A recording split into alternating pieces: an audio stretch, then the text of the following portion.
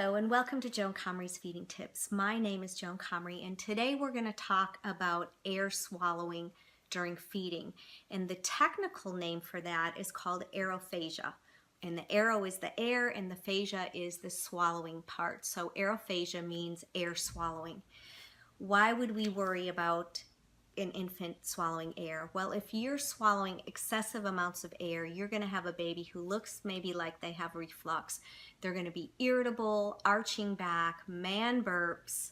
They're going to have lots of toots, not necessarily smelly toots, but a lot of air, a lot of gas, a lot of tooting going on, and just a baby who's always rocking and rolling and a little bit uncomfortable.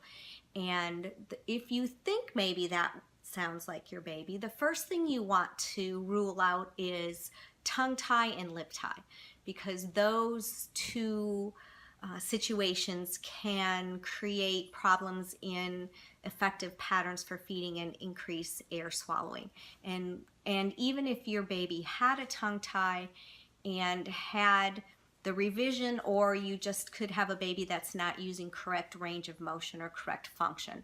So if you had the revision, your baby could still have, even though they have the range of motion, they may functionally not use that range of motion. So what does that look like? So a lot of times babies that swallow air have a poor lip seal and they have poor tongue function, and they tend to have more of a bitey pattern than a good sucking pattern.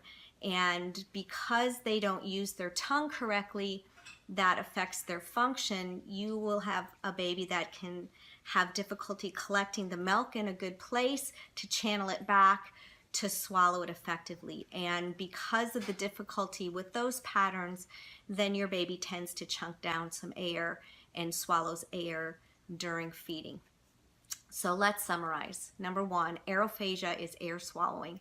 If you think maybe that sounds like your baby because your baby has a lot of gas, burps like man burps, has some irritability with feeding, never seems to be comfortable, has a lot of tummy issues, you want to first of all rule out tongue tie and lip tie and get those revised if that is in fact your baby.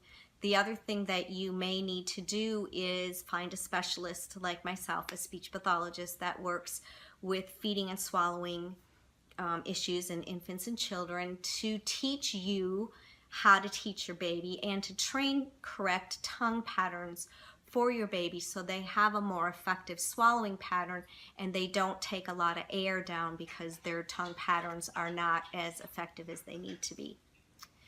So I hope this was helpful, and I thank you all for asking that question in one of the comments that I received.